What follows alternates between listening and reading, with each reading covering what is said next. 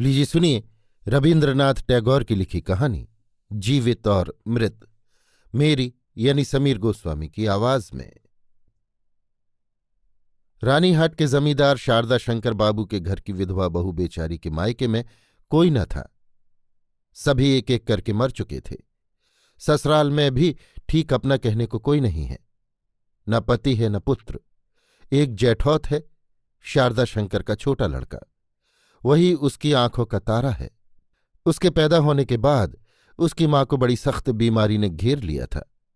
उसमें वो बहुत दिनों तक कष्ट पाती रही। इसलिए इस विधवा चाची कादम्बिनी ने ही उसे पाल पोस कर बड़ा किया है। पराये लड़के को पाल पोस कर बड़ा करने से उस पर हृदय का खिंचाव, स्नेह मानो और भी बढ़ जाता है। कारण उस पर कोई अधिकार नहीं रहता, उस पर कोई सामाजिक हक नहीं, सिर्फ स्नेह का हक है। किंतु सिर्फ अकेला स्नेह समाज के सामने अपने हक को किसी दलील के अनुसार प्रमाणित नहीं कर सकता और करना चाहता भी नहीं। केवल वो अपने हृदय के धन को दूनी व्याकुलता के साथ चाहने लगता है। विधवा कादिम्बिनी ने अपने सारे रुके हुए स्नेह को इस छोटे से बच्चे पर सींचकर एक दिन सावन की रात को एकाएक इस लोक से कूच कर दिया। सहसा न जाने कैसे उसके हृदय की धुकधुकी बंद हो गई। समय जगत में और सब जगह ज्यों का त्यों चलने लगा। सिर्फ उस स्नेहपूर्ण छोटे से कोमल हृदय के भीतर समय की घड़ी के पुर्जे हमेशा के लिए बंद हो गए। पीछे कहीं पुलिस का अड़ंगा न लग जाए, इस डर से ज्यादा आडंबर न बढ़ाकर जमींदार के 4 ब्राह्मण कर्मचारी शीघ्र ही अर्थी को शमशान ले गए। रानीहाट का मसान गांव से बहुत दूर था। तालाब के किनारे एक झोंपड़ी है और उसके पास एक बड़ा भारी बड़ का पेड़ है। चारों तरफ मैदान ही मैदान नजर आता है और कुछ नहीं। पहले यहां नदी बहती थी, अब वो बिल्कुल सूख गई है। उसी सूखी नदी का कुछ हिस्सा खोदकर मसान का तालाब बना दिया गया है। यहां के लोग इस तालाब को ही उस पवित्र नदी का प्रतिनिधि स्वरूप मानते हैं। लाश को झोंपड़ी के भीतर रखकर चारों जने चिता के लिए लकड़ियों के आने की राह देखने लगे। समय इतना लंबा मालूम होने लगा कि अधीर होकर उनमें से निताई और गुरुचरण ये देखने के लिए चल दिए कि लकड़ी आने में इतनी देर क्यों हो रही है। विधु और वनमाली अर्थी के पास बैठे रहे। सावन की अंधेरी रात है, बादल घिरे हुए हैं, आकाश में भी तारे दिखाई नहीं देते। अंधेरे घर में दोनों जने चुपचाप बैठे हुए हैं। एक के दुपट्टे में दिया सलाई और बत्ती बंधी हुई थी। बरसात से सर्द जाने के कारण दिया सलाई बहुत जलाई पर जली नहीं। साथ में जो लालटेन थी वो भी बुझ गई। बहुत देर तक चुपचाप बैठे रहने के बाद एक ने कहा, भैया एक चिलम तमाकू कहीं से मिल जाती तो बड़ा अच्छा होता। जल्दी में कुछ ला भी तो नहीं सके। दूसरे ने कहा, मैं चट से जाकर एक दौड़ में सब ला सकता हूं। बनमाली के भागने के इरादे को ताड़कर विधु ने कहा, देखूं मुंह, और मैं यहां अकेला रह जाऊं क्यों? फिर बातचीत बंद हो गई। 5 मिनट 1 घंटे के बराबर मालूम होने लगे। जो लकड़ी लाने गए थे उन्हें ये मन ही मन गालियां देने लगे। उनका ये संदेह उत्तरोत्तर गहराई तक पहुंचने लगा कि वे अवश्य ही कहीं आराम से बैठे मजे में तंबाकू पीते और गप्पे मारते होंगे। कहीं भी कोई शब्द नहीं, सिर्फ तालाब के किनारे से लगातार झींगरों की झनकार और मेंढकों की टर्र टर्र सुनाई दे रही थी। इतने में ऐसा कुछ मालूम दिया जैसे खाट कुछ हिली हो, मुर्दे ने मानो करवट बदला हो। विधु और वनमाली राम नाम जपते हुए कांपने लगे। एकाएक झोंपड़ी में एक गहरी उसास सी सुन पड़ी। विधु और वनमाली उसी दम उछलकर झोंपड़ी से बाहर निकल आए और सीधे गांव की तरफ भागे। करीब 1.5 कोस रास्ता तय करने के बाद देखा तो उनके दोनों साथी लालटेन हाथ में लिए लौट रहे हैं। दरअसल वे तंबाकू ही पी रहे थे। लकड़ी के बारे में उन्हें कुछ भी पता नहीं था, फिर भी आकर समाचार दिया, पेड़ काटकर लकड़ी चिरवाई जा रही है, बस अब जल्दी आ जाएगी। तब विधु और वनमाली ने झोंपड़ी का सारा हाल कह सुनाया। निताई और गुरुचरण को इस पर विश्वास न हुआ और अर्थी को अकेले छोड़ आने के कारण उन दोनों को खूब फटकार बताई। फालतू देर न करके चारों जने शीघ्र ही मसान की उस झोंपड़ी में पहुंचे। भीतर जाकर देखा तो मुर्दे का पता नहीं, खाली खटिया पड़ी हुई है। बंगाल में मुर्दे को खटिया से बांधते नहीं, यों ही कपड़े से ढककर ले जाते हैं। वो एक दूसरे का मुंह ताकने लगे, कहीं सियार न ले गया हो, पर वहां तो ऊपर का कपड़ा तक नहीं है। पता लगाते लगाते बाहर निकलकर देखा तो झोंपड़ी के दरवाजे के पास थोड़ी सी कीच जम गई थी।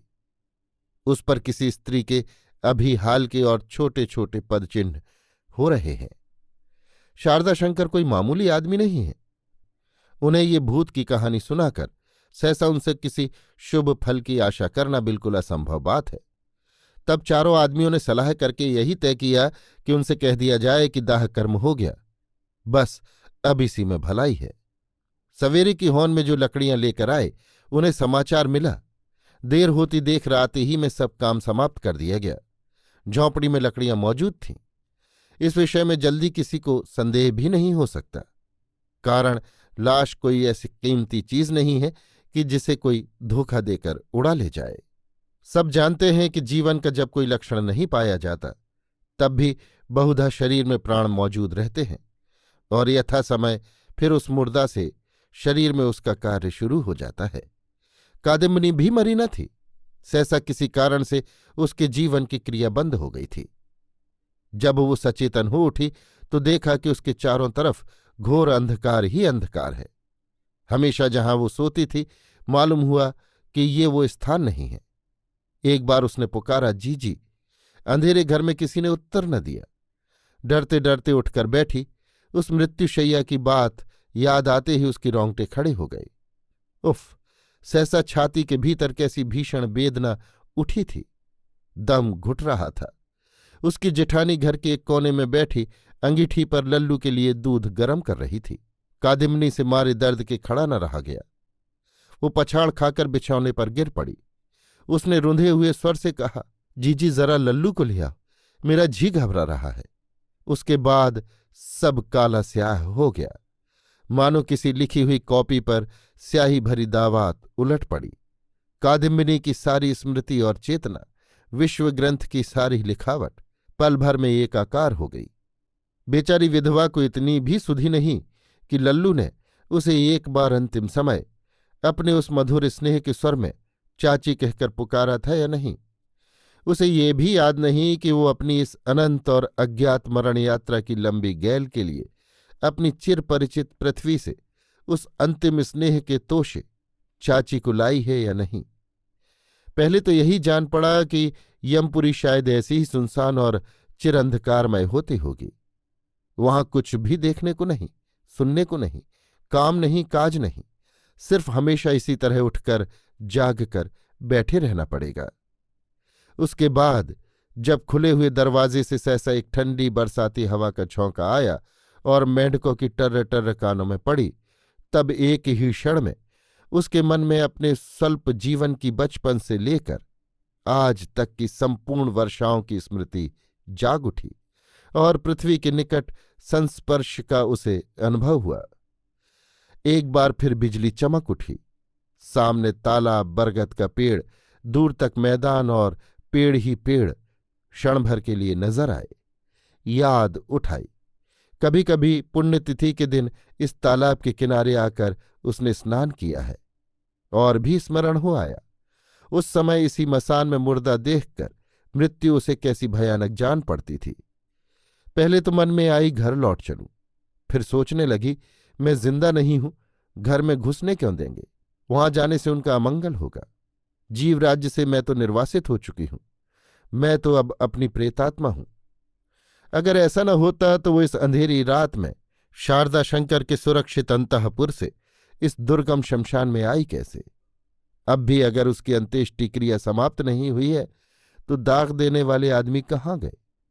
शारदा शंकर के प्रकाशमय मकान में उसे अपनी मृत्यु की अंतिम घड़ियों का स्मरण हो आया। उसके बाद ही गांव से बहुत दूर इस सुनसान अंधकारमय शमशान में अपने को अकेली देखकर उसने समझ लिया कि मैं इस पृथ्वी के मनुष्य समाज में अब कोई भी नहीं हूं। मैं बहुत ही भीषण हूं, अकल्याणकारिणी हूं। मैं हूं अपनी प्रेतात्मा। मन में इस बात का उदय होते ही उसे मालूम हुआ कि उसके चारों तरफ से विश्व नियम के सारे बंधन मानो टूट कर गिर पड़े। मानो उसमें अद्भुत शक्ति है, असीम स्वाधीनता है, जहां चाहे जा सकती है, जो चाहे कर सकती है। इस अभूतपूर्व नवीन भावों के आविर्भाव से वो उन्मत्त की तरह हो गई और सहसा आंधी की तरह घर से बाहर निकलकर अंधकारपूर्ण शमशान के ऊपर से सन्नाती हुई चली गई। मन में लज्जा, भय, चिंता का लेश मात्र भी न रहा। चलते चलते पैर थक गए, देह में थकावट आने लगी। मैदान पर मैदान पार करती गई, पर उनका छोर न आया। बीच में धान के खेत थे, कहीं कहीं घुटनों तक पानी जमा हुआ था। जब पौं फटी, कुछ कुछ सवेरे का उजाला दिखाई दिया, तब पास ही गांव की बस्ती के पेड़ों में से दो एक चिड़ियों की चुहचुहाहट सुनाई पड़ी। तब उसे एक तरह का डर सा मालूम होने लगा। पृथ्वी के साथ, जीवित मनुष्यों के साथ अब उसका कैसा नया संबंध हो गया है, उसे इसकी जरा भी खबर नहीं। जब तक वो मैदान में थी, शमशान में थी, सावन की रात के अंधकार में थी, तब तक मानो वो निर्भय थी, मानो अपने राज्य में थी। दिन के उजाले में आदमियों की बस्ती उसे बहुत ही डरावनी जगह मालूम होने लगी। आदमी भूत से डरता है और भूत भी आदमी से डरता है। मृत्यु नदी के दोनों किनारों पर दोनों का निवास है। कादिम्बिनी के कपड़े कीच से सन रहे थे। अद्भुत वेश था। रात भर जागने से वो पागल सी हो रही थी। चेहरा उसका ऐसा हो रहा था कि आदमी उसे देखकर डर सकते थे और लड़के तो शायद दूर भागकर उसे ढेले मारते। सौभाग्यवश एक राह चलते भले आदमी ने उसे सबसे पहले इस दशा में देखा। उसने पास आकर पूछा, बेटी, तुम किसी भले घर की कुलवधू जान पड़ती हो? तुम इस दशा में अकेली कहाँ जा रही हो? कादिमनी ने पहले तो कुछ उत्तर न दिया, यों ही उसके मुंह की तरफ ताकती रही। एकाएक उसे कुछ सूझ न पड़ा। वो संसार में मौजूद है, किसी भले घर की कुलवधू सी जान पड़ती है। राह चलता पथिक उससे कुछ पूछ रहा है। ये सब बातें उसे अनहोनी सी जान पड़ने लगीं। पथिक ने उससे फिर पूछा, चलो बेटी, मैं तुम्हें घर पहुंचा दूं। तुम्हारा घर कहाँ है, मुझे बताओ। कादिमनी सोचने लगी। ससुराल लौटना तो अब फिजूल है, वहां स्थान कहाँ, और मायके में है ही कौन। तब उसे अपनी बचपन की सहेली की याद आई।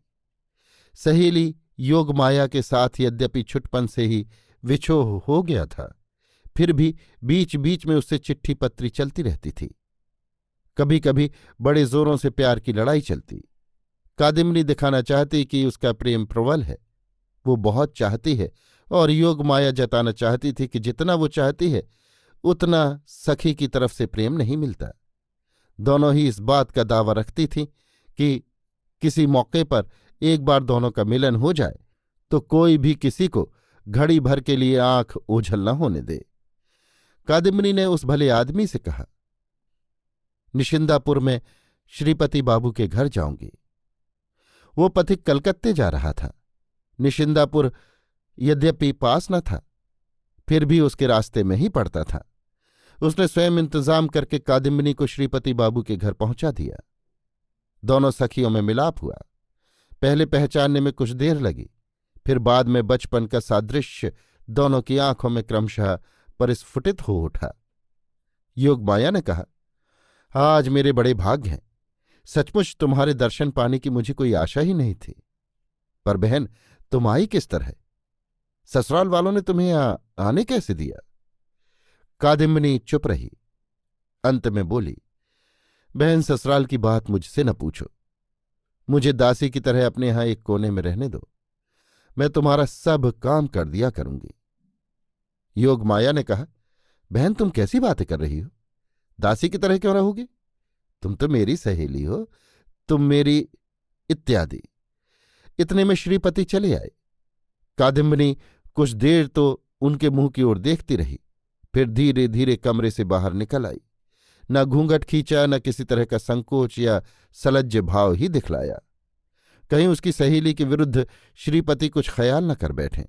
इस ख्याल से योगमाया ने बड़ी फुर्ती के साथ पति को तरह तरह से समझाना शुरू किया, परंतु इतना कम समझाना पड़ा और श्रीपति ने इतनी जल्दी योगमाया की सब बातें मान ली कि योगमाया अपने मन में विशेष संतुष्ट न हुई। कादिम्बिनी सहेली के घर आई तो सही, पर सहेली से ज्यादा हिल मिल न सकी। बीच में मृत्यु का व्यवधान था।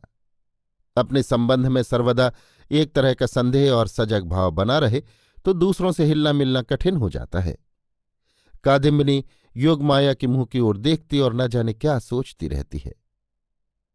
उसे मालूम होता कि मानो वो अपने पति और घर गृहस्थी के साथ बहुत दूर किसी और ही संसार में है।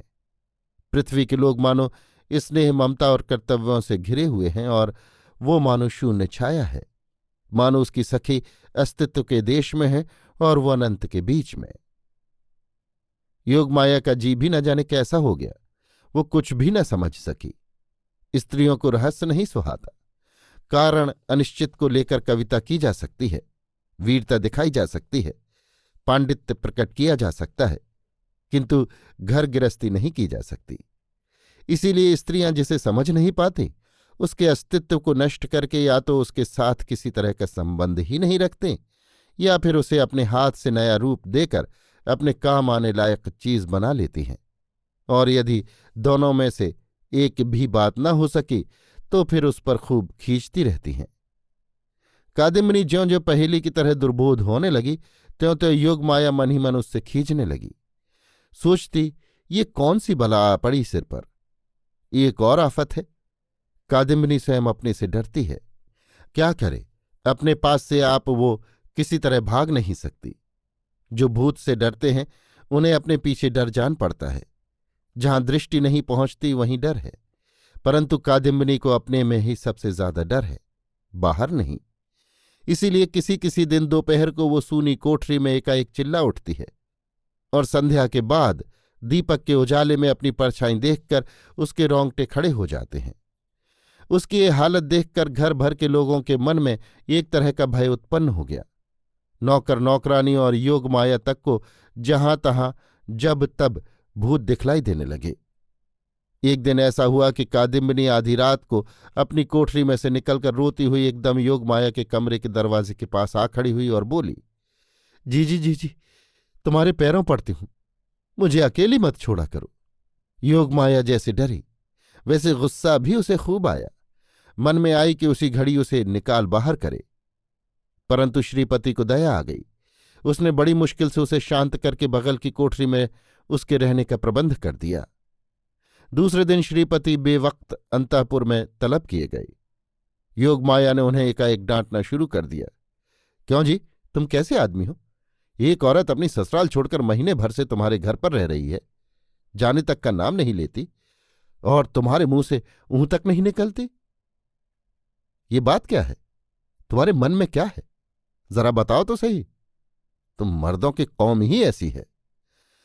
वास्तव में साधारण स्त्री जाति पर पुरुषों का एक प्रकार का बिना विचार का पक्षपात होता है और उसके लिए स्त्रियां ही उन्हें अधिक अपराधी साबित करती हैं। असहाय किंतु सुंदरी कादिम्बिनी पर श्रीपति की करुणा उचित मात्रा से कुछ ज्यादा थी।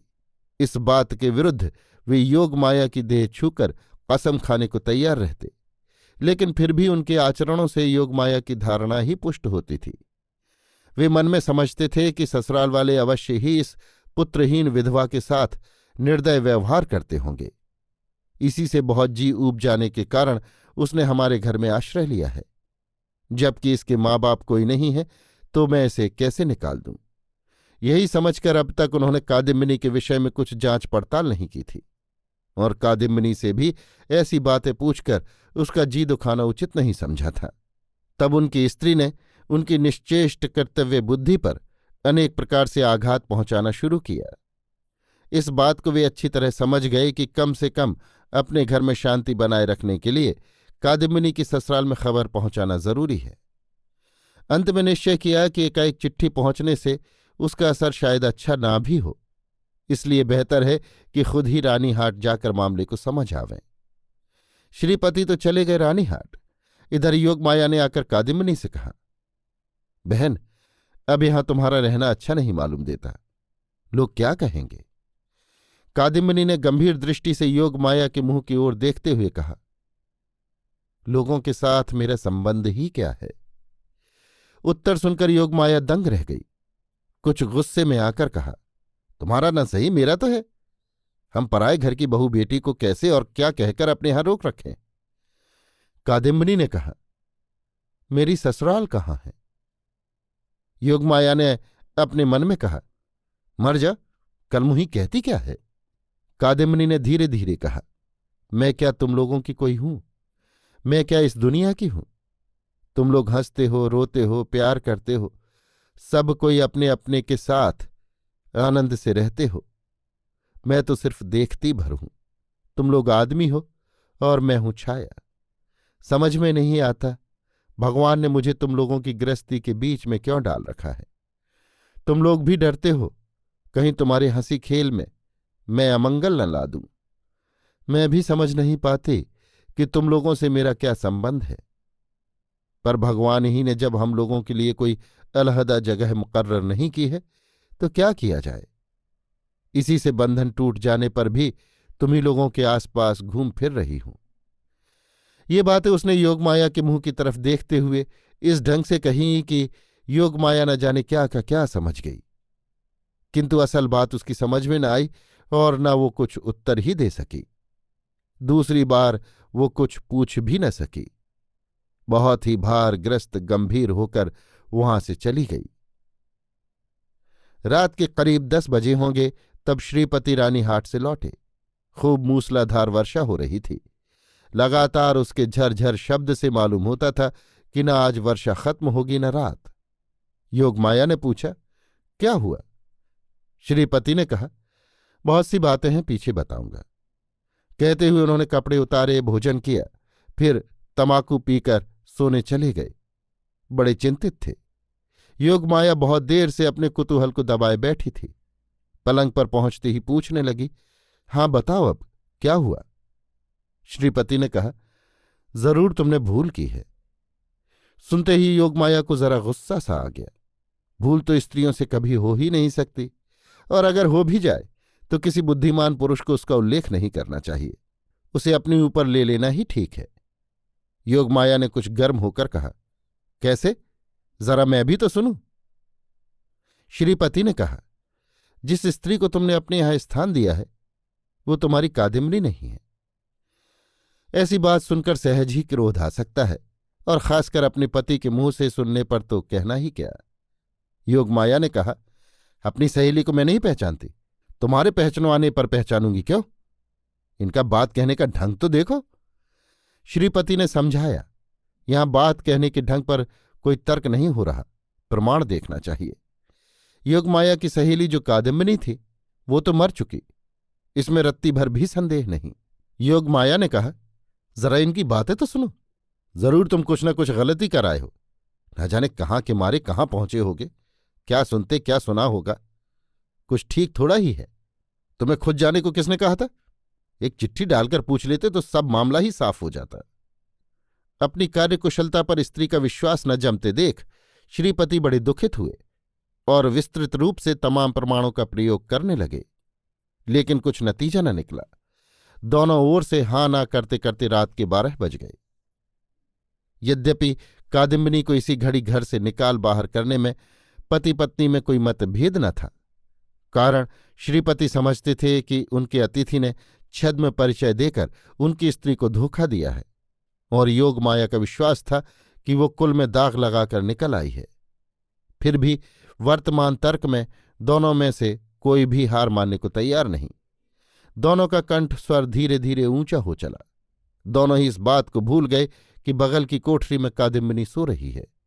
एक कहता, अच्छी आफत में जान फंसी, अपने कानों से सुनाया हूं। दूसरा दृढ़ता के साथ कहता, मान कैसे लूं, मैं अपनी आंखों से देख रही हूं। अंत में योगमाया ने पूछा, अच्छा कादिम्बिनी कब मरी बताओ। उसने मन में सोचा कि कादिम्बिनी की किसी एक चिट्ठी की तारीख के साथ उसके मरने की तारीख में फर्क दिखाकर पति की गलती साबित कर दूंगी।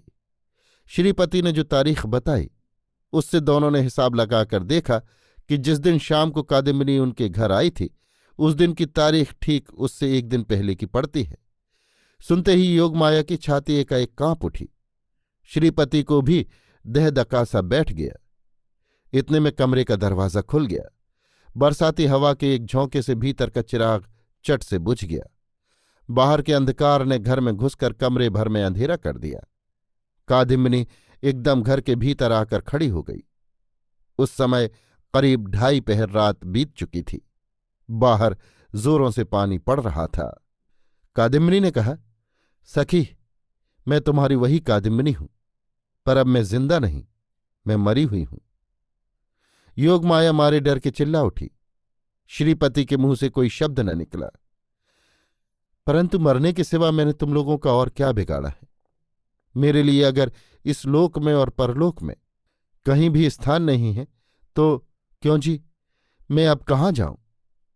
तीव्र स्वर से चीत्कार करके मानो उसने इस गंभीर वर्षा निशीथ में सोते हुए विधाता को जगाकर पूछा, क्यों जी, मैं अब कहाँ जाऊं?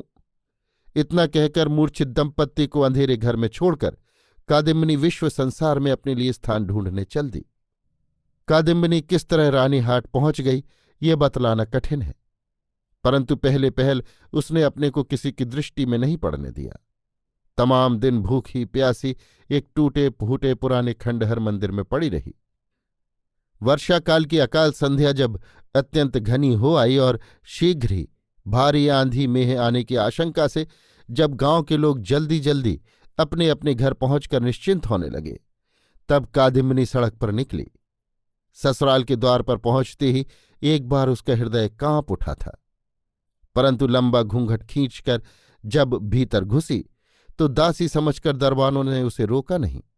इतने में पानी भी खूब जोरों से पड़ने लगा, हवा भी खूब तेज चलने लगी। उस समय घर की मालिकिन शारदा शंकर की स्त्री अपनी विधवा ननद के साथ ताश खेल रही थी। मेहरी थी रसोई घर में और बीमार बच्चा जरा सा बुखार ढीला पड़ जाने से सोने के कमरे में बिछौने पर सो रहा था। कादिम्बनी सबकी आंख बचाकर उसी कमरे में पहुंची। मालूम नहीं वो क्या सोचकर ससुराल आई थी, वो खुद भी शायद नहीं जानती। वो तो सिर्फ इतना ही जानती है कि एक बार अपने प्यारे बच्चे को आंखों से देख आवे, उसके बाद कहाँ जाएगी, क्या करेगी, क्या होगा, ये बातें उसने सोची तक न थी।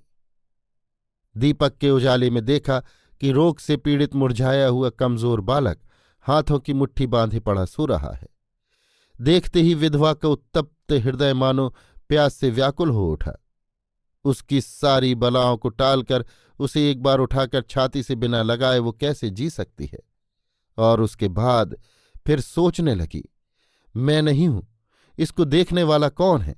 इसकी माँ को तो सोहबत अच्छी लगती है, दिन भर गप्पें करा लो, ताश खिला लो। इतने दिन मेरे हाथ सौंप कर वो निश्चिंत थी, कभी उसे लड़के पालने की दिक्कत नहीं उठानी पड़ी। अब इसकी उतनी देखभाल कौन करता होगा? इसी समय लल्लू ने सहसा करवट बदली और उसी तरह अर्धनिद्रित अवस्था में बोल उठा, चाची पानी। हाय भगवान, सोने का सुहा मेरा, तू अपनी चाची को अभी तक नहीं भूला? कादिम्बनी ने जल्दी से सुराही में से पानी लेकर लल्लू को छाती से लगाकर पानी पिलाया। जब तक नींद की खुमारी थी, हमेशा के अभ्यास के अनुसार चाची के हाथ से पानी पीने में लल्लू को कुछ भी आश्चर्य नहीं हुआ। अंत में कादिम्बनी ने जब बहुत दिनों की आकांक्षा मिटाकर उसका मुंह चूमकर उसे फिर से सुलाना चाहा तो उसकी नींद उचट गई। चाची से लिपटकर उसने पूछा, चाची तू मल गई थी? चाची ने कहा, हां बेटा। फिर तू लल्लू के पास आई है, अब तू मलेगी तो नहीं? इसका उत्तर दे भी न पाई थी कि एक घटना और हो गई। मैरी एक कटोरे में साबूदाना लिए घर में घुस रही थी। एकाएक कटोरा पटककर अम्मारी चिल्लाती हुई वो जमीन पर पछाड़ खाकर गिर पड़ी। चिल्लाहट सुनते ही ताश फेंक कर मालकिन दौड़ी आई। कमरे में पैर रखते ही वे काठ के ठूंठ की तरह खड़ी रह गई, न भाग ही सकी न मुंह से कुछ कह सकी। ये सब देखकर लड़के के मन में भी डर सा बैठ गया। वो रोने लगा, बोला, चाची तू जा। कादिम्बनी को बहुत दिन बाद आज अनुभव हुआ कि वो मरी नहीं है। वही पुराना घर द्वार, वही सब कुछ, वही लल्लू, वही स्नेह उसके लिए समान जीवित दशा में ही है। बीच में कोई विच्छेद, कोई व्यवधान नहीं हुआ। सहेली के घर जाकर उसने अनुभव किया था, उसकी बाल्यकाल की वो सहेली मर गई है। लल्लू के घर आकर उसको मालूम हुआ, लल्लू की चाची तो रत्ती भर भी नहीं मरी। व्याकुल होकर बोली, जी, तुम लोग मुझे देखकर डर क्यों रही हो? ये देखो, मैं तुम्हारी वही वैसी ही तो हूं। मालकिन से खड़ा न रहा गया, मूर्छित होकर गिर पड़ी। बहन के जरिए खबर पाकर शारदा शंकर बाबू स्वयं अंतःपुर में आ पहुंचे। उन्होंने हाथ जोड़कर कादिंबनी से कहा, छोटी बहू, क्या तुम्हें यही चाहिए था? बस सतीश ही हमारे वंश का एक लड़का है, उस पर तुम क्यों दृष्टि डाल रही हो? हम लोग क्या तुम्हारे गैर है? तुम्हारे मरने के बाद से वो दिन पर दिन सूखा जा रहा है। उसकी बीमारी उसे छोड़ती ही नहीं। दिन रात वो चाची चाची किया करता है। जब तुम संसार से विदा ही ले चुकी हो तो फिर ये व्यर्थ की माया ममता क्यों? इसे भी छोड़ दो, हम लोग तुम्हारा यथोचित सत्कार करेंगे। कादिंबनी से अब सहा न गया। वो तीव्र स्वर से बोल उठी, हाय हाय, मैं मरी नहीं हूं। हाय, मैं तुम लोगों को कैसे समझाऊं कि मैं मरी नहीं हूं? ये देखो, मैं जिंदा हूं। कहती हुई वो जमीन से फूल का कटोरा उठाकर माथे से मारने लगी। भेजा फटकर खून बहने लगा। तब बोली, ये देखो, मैं जीती हूं। शारदा शंकर कठपुतली की तरह खड़े रहे। लल्लू डर के मारे बाबू बाबू पुकारने लगा। दोनों मूर्छित स्त्रियां जमीन पर पड़ी रहीं। तब कादिंबनी, हाय, मैं मरी नहीं हूं, मरी नहीं हूं, मरी नहीं हूं, चिल्लाती हुई घर से बाहर निकली और सीढ़ियों से उतरकर अंतःपुर के तालाब में कूद पड़ी। शारदा शंकर को ऊपर के कमरे में ही किसी के पानी में गिरने का धमाका सुनाई दिया। सारी रात पानी बरसता रहा। उसके दूसरे दिन सवेरे भी वर्षा बंद नहीं हुई। दोपहर को भी पानी बरसता रहा। कादिंबनी ने मरकर साबित किया कि वो मरी नहीं थी। अभी आप सुन रहे थे रविन्द्रनाथ टैगोर की लिखी कहानी जीवित और मृत, मेरी यानी समीर गोस्वामी की आवाज में।